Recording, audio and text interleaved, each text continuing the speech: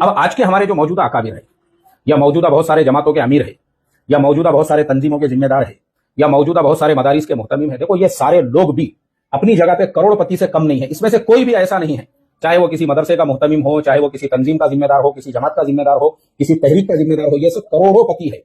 اور انہوں نے اپنے بیٹوں کے لیے، اپنی اولادوں کے لیے ایک بہترین سیٹ اپ کیا ہوا ہے کاروبار کا. آپ میں سے بہت ساروں کے جو اکابر ہے نا، بہت سو کے ذمہ دار یا بہت سو سے آپ بیعت ہوں گے، آپ کے جو پیر صاحب ہے، ایسے لوگوں کے کاروبار مدینہ المنورہ میں ہیں، دبئی میں ہیں، ملیشیا میں ہیں اور بہت سارے ملکوں کے اندر انہوں نے پھیلائے ہوئے ہیں. سب کروڑوں پتی ہے، کروڑوں کے انویسٹمنٹ ہے ان کے کمپنیوں وغیرہ میں. بہت سو نے اپنی اولادوں کو ہائر کوالیفائڈ ایجوکیٹڈ بنا کے، کسی کی اولادیں دبئی میں جاب کر رہی ہے، کسی کی ابو دھابی میں جاب کر رہی ہے، کسی کی ملیشیا میں. میں خود یہ ملکوں میں جاتا ہوں نا، میری سب لوگوں سے وہاں پہ ملاقاتیں ہوتی ہے. بڑی بڑی پوسٹوں کے اوپر ہے، کلاس 1 کی پوسٹ جن کی انڈیا کے حساب سے تنخواہ 10 لاکھ روپے سے زیادہ کی بنتی ہے ہر مہینے کی. اور یہ کوئی غلط نہیں ہے، مطلب میرا آپ کو جو بتانے کا مقصد ہے وہ کسی پہ تنقید یا طنز کرنا نہیں ہے، بلکہ آپ کو یہ احساس دلانا ہے کہ دیکھو یہ دنیا لاجیکل ہے، یہ دنیا میجیکل نہیں ہے. اس دنیا کے اندر جو ہے نا، جو جوشیلی جذباتی باتیں یا اس طرح کے جو جذباتی کمنٹس ہوتے ہیں تقویٰ اور دنیا داری کو لے کر، اس کے لیے کوئی جگہ نہیں ہے. یہ حقیقت کی دنیا ہے.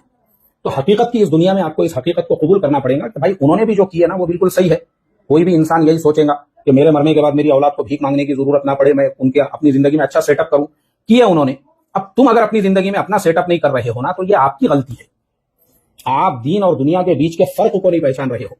سمپل سی بات ہے، پہلے اپنے آپ کو فائنینشیل مضبوط بناؤ. ایک آدمی جوش میں جذبات میں آ کے جو ہے نا، دین کے تقاضوں کے نام پہ، سمجھو مثال کے طور پہ ایک نیا فارغ عالم جو ہے وہ سال کے لیے نکل رہا ہے اور اس کا فائنینشیل کوئی بیس نہیں ہے، وہاں سے آنے کے بعد در بدر کی ٹھوکریں کھا رہا ہے، غربت کا شکار ہے، قرضوں کا شکار بن گیا ہے. اسلام کے اندر ایسے جوش اور جذبات کے لیے کوئی جگہ نہیں ہے. یہاں پر کام جو ہے نا وہ لاجیکل چلتا ہے.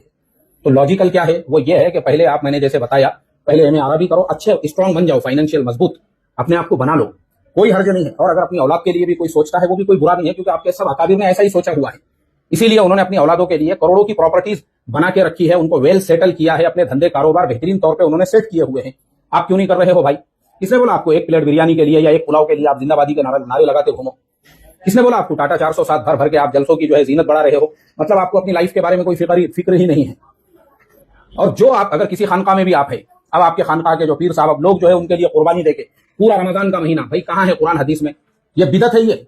یہ کوئی سنت یا مستحب نہیں ہے. اگر آپ کو سنت یا مستحب کے نیت سے کام کرنا ہے، اپنے محلے کی مسجد میں بیٹھو نا اعتکاف میں. اب جن پیر صاحب کی مجلس میں آپ جا رہے ہو وہ خود کروڑوں پتی ہے، ان کو کوئی فرق نہیں پڑتا.